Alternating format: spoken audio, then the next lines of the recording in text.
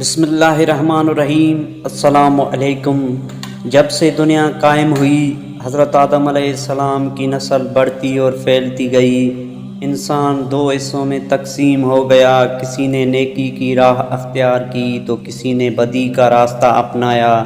جس نے نیکی اختیار کی وہ صراط مستقیم پر رہا، جس نے بدی کا راستہ اختیار کیا وہ اللہ کے غضب میں آ گیا۔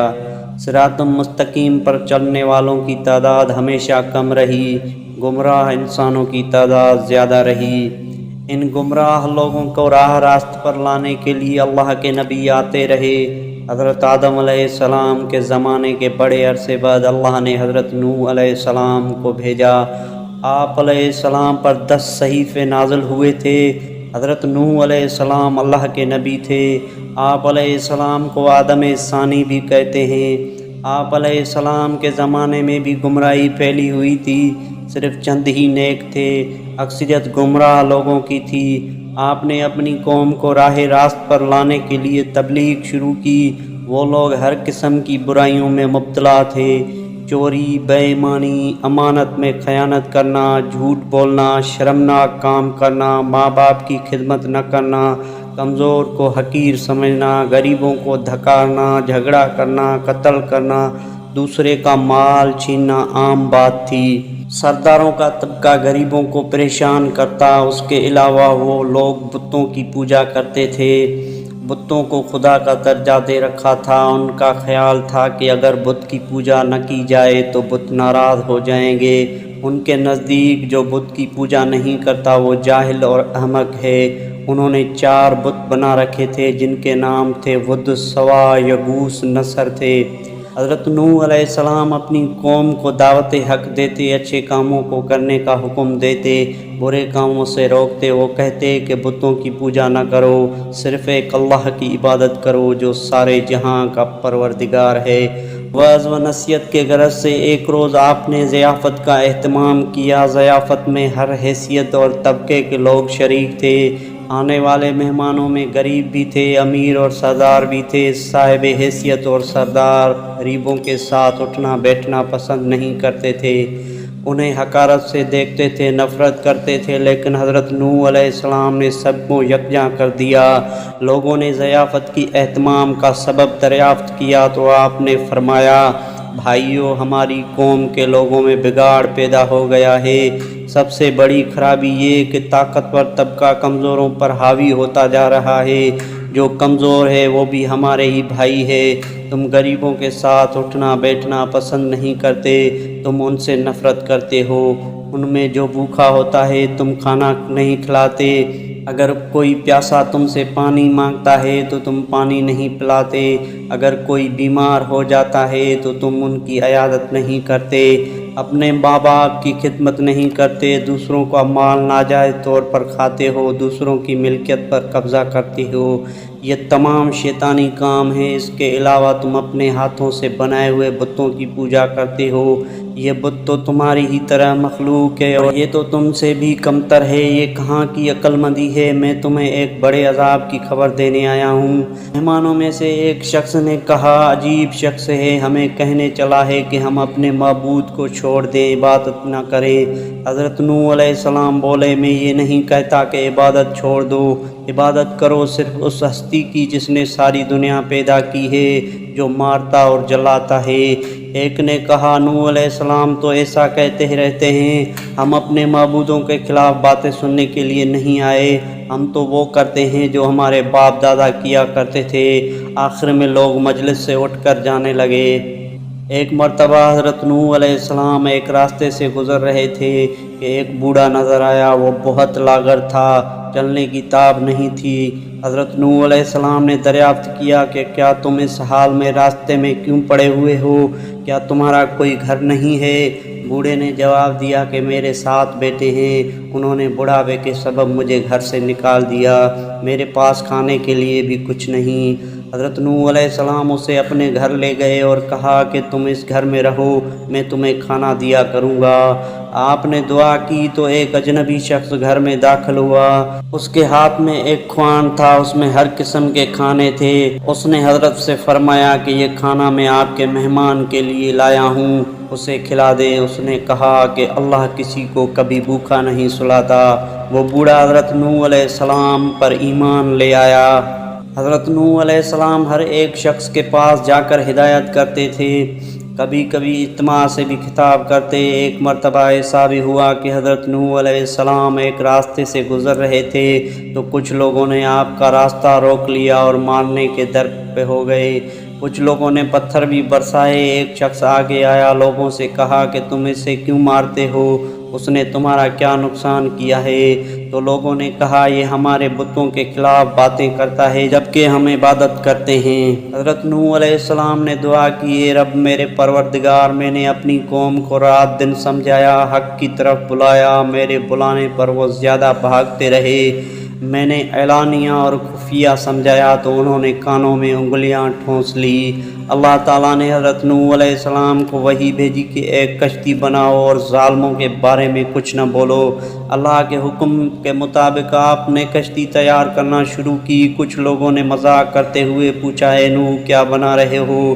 آپ نے بتایا کہ میں ایک کشتی تیار کر رہا ہوں کیونکہ اللہ کی طرف سے عذاب آنے والا ہے۔ اللہ نے جو ڈھیل دے دی ہے وہ ختم ہو رہی ہے۔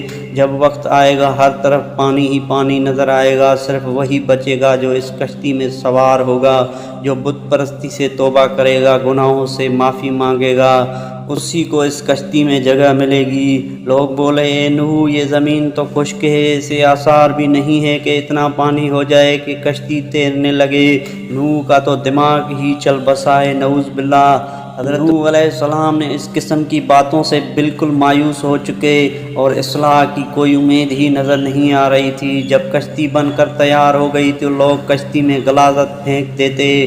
کشتی میں کوئی ایسی جگہ نہ تھی جہاں غلاظت نہ ہو۔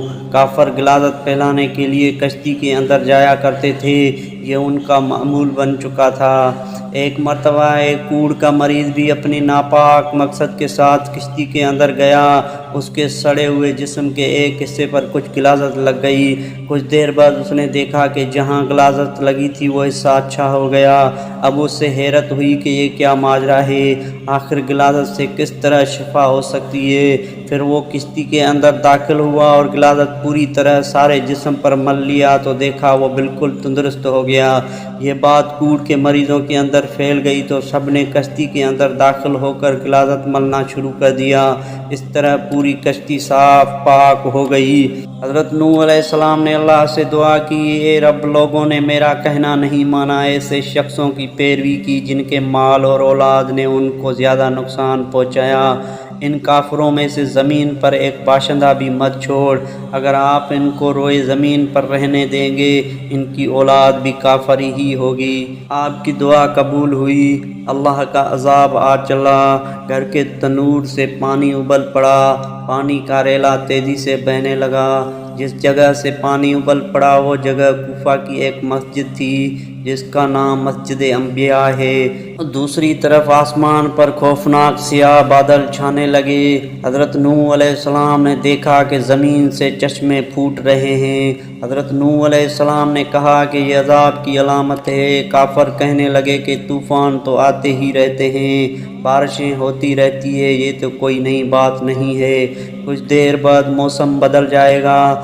دیکھتے ہی دیکھتے ہوا کا تیز جھونکا آیا جس سے ہر چیز ہل گئی، پھر پانی برسنا شروع ہوا۔ بارش میں اتنی شدت تھی جیسے کہ آسمان نے اپنے تمام دروازے کھول دیے ہوں۔ حضرت نوح علیہ السلام نے ایمان والوں سے کہا کہ کشتی میں سوار ہو جاؤ۔ اللہ نے فرمایا کہ ہر قسم کے جانوروں کو جوڑا بھی کشتی میں سوار کرا لو۔ حضرت نوح علیہ السلام نے اللہ کے حکم کی تعمیل کی، ہر جانور کا جوڑا سوار کرا لیا گیا۔ کشتی میں ایک علیحدہ وہ جگہ پر سب جانوروں کو بند کر دیا گیا۔